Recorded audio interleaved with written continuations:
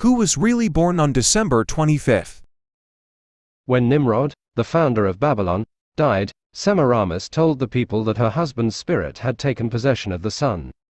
She encouraged the people to pay homage to her husband by worshipping the sun, thus began the evil practice of sun worship.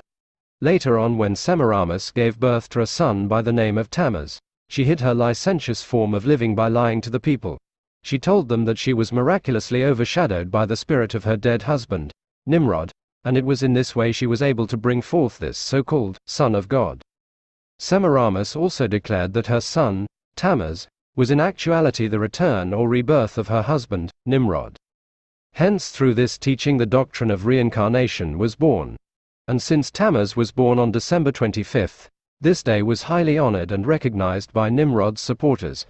Note, therefore, that this date, December 25th, was observed in honor of the birth of Tammuz long before Christianity existed, and that it was not until many centuries later this pagan custom was Christianized, as being the birthday of Christ, or Christmas Day. The similarity between some of the ancient pagan beliefs and the truth is notable. Those who existed after the flood knew the true prophecies of God very well, because the Creator had made his plans known unto all the descendants of Adam and Eve. Therefore, it was not difficult for Satan to counterfeit the truth with erroneous applications. The notable writer Alexander Hislop tells us, "If there was one who was more deeply concerned in the tragic death of Nimrod than another, it was his wife Semiramis, who, from an originally humble position, had been raised to share with him the throne of Babylon. In life her husband had been honored as a hero.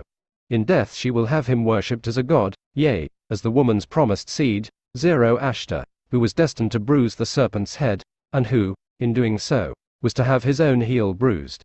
The Two Babylons, page 58 to 59.